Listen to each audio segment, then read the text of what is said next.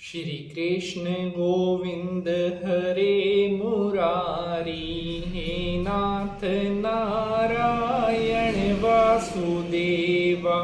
श्री कृष्ण गोविंद हरे मुरारी, हे नाथ नारायण वासुदेवा। हे नाथ नारायण वासुदेवा, हे नाथ नारायण वासुदेवा। श्री कृष्ण गोविंद हरे मुरारी, हे नाथ नारायण वासुदेवा। बोले विष्णु भगवान की जय। नमस्कार, सुस्वागतम। मैं पंडित नितिन शास्त्री आप सभी दर्शकों का आज के एपिसोड पर हार्दिक स्वागत करता हूं। उम्मीद है आप सभी स्वस्थ होंगे, मस्त होंगे और नारायण भगवान की कृपा आप सभी के ऊपर बनी रहे। आज हम आपके लिए लेकर के आए हैं एक ऐसा महत्वपूर्ण विषय जिसके ऊपर बहुत हमारे भक्तों के प्रश्न आते हैं और बहुत लोगों के इसके बारे में जानने की इच्छा होती है। इस विषय को लेकर के लोगों के मन में काफी डाउट भी रहता है और एक तरह से काफी झंझट उनके मन में प्रश्न भी रहते हैं।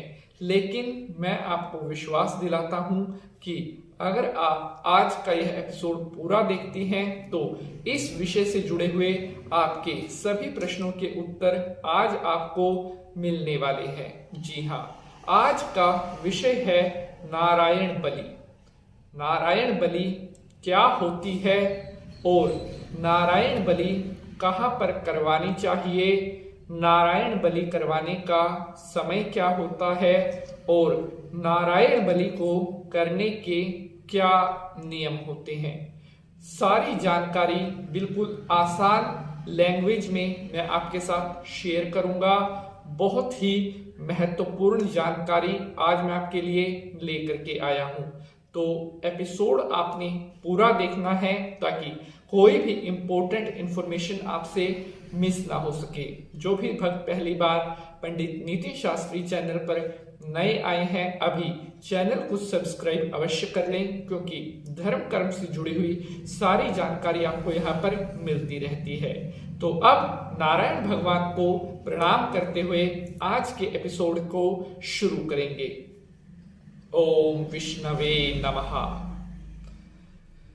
नारायण बलि। मेरे प्यारे बंधुजनों, ध्यान से अब सारी जानकारी आपने सुन ली है। साथियों, जिस समय परिवार में किसी की मृत्यु हो जाती है और उसकी मृत्यु जो है वो नेचुरल डेथ ना हो, यानी कि जैसे किसी की एज हो जाती है, कोई 80 वर्ष का हो गया है, तो उसकी मृत्यु होने पर हम ये कहेंगे कि इसकी नेचुरल डेथ हुई है।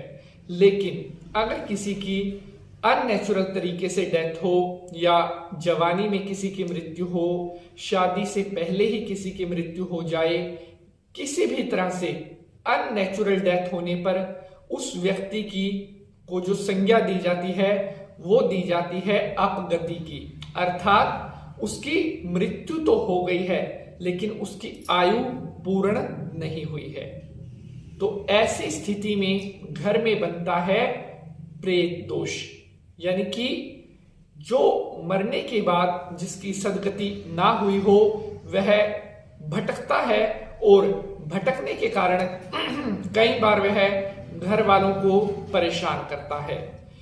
अननेचुरल डेथ में कोई भी किसी भी तरीके से हो सकती है, चाहे वह सुसाइड के द्वारा हो, चाहे वह सर्प के काटने से हो, चाहे वह पानी में डूबने से हो, चाहे वह सड़क दुर्घटना में हो।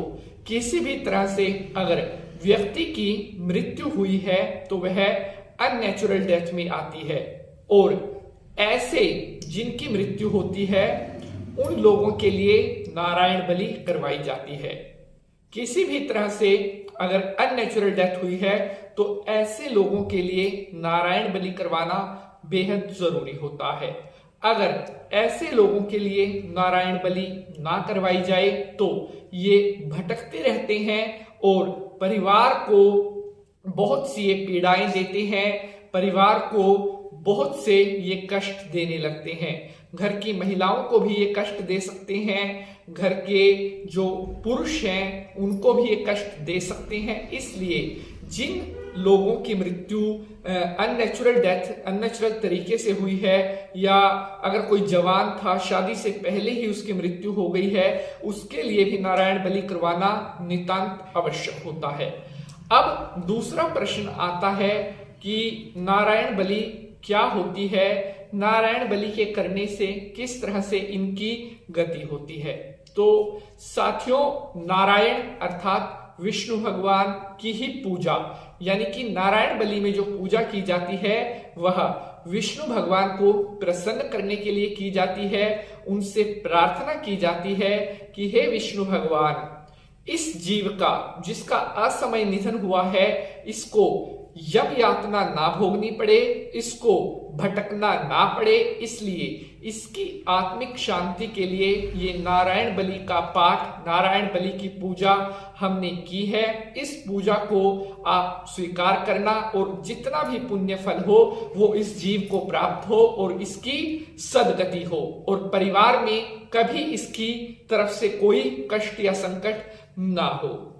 अब अगला प्रश्न आता है, नारायण बलि कहां पर करवानी चाहिए। एक यहां पर मैं डाउट क्लियर कर देता हूं। बहुत सारे भक्तों का प्रश्न आता है कि शास्त्री जी, क्या नारायण बलि घर पर नहीं करवा सकते? तो बिल्कुल, नारायण बलि अगर आप अपने घर पर करवाना चाहते हैं तो उसमें कोई भी डर वाली बात नहीं है, क्योंकि यह तो विष्णु भगवान की ही पूजा है। इसमें कोई भी किसी तरह का कोई डर नहीं होता।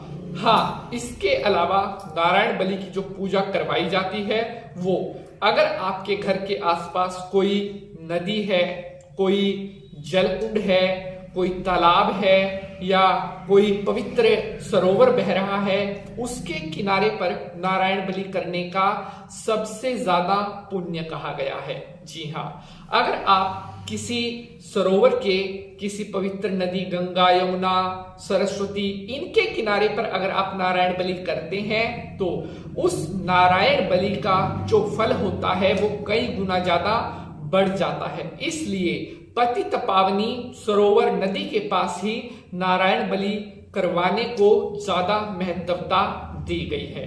अब प्रश्न आता है, नारायण बलि कब करवानी चाहिए? तो नारायण बलि अगर किसी की मृत्यु हुई है तो उसकी मृत्यु के 10 दिन के बाद नारायण बलि कर सकते हैं। उसकी क्रिया भी होती है, उसकी नारायण बलि भी होती है।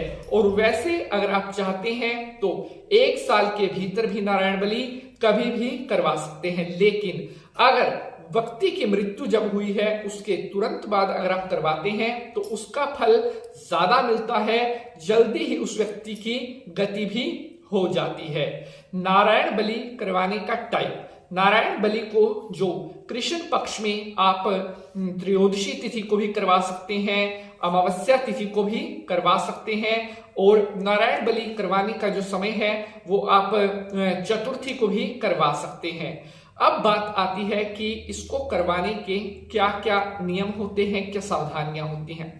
साथियों, एक बात का विशेष ख्याल रखें कि अगर परिवार में किसी 1 साल के भीतर शादी या सगाई या कोई शुभ कार्य हुआ हो तो उसके भीतर नारायण बलि कभी भी नहीं करवानी चाहिए। अर्थात 1 साल जब तक उस शुभ कर्म को ना हो गया हो तब तक नारायण बलि नहीं करवानी चाहिए। उसके उपरांत आप नारायण बलि करवा सकते हैं।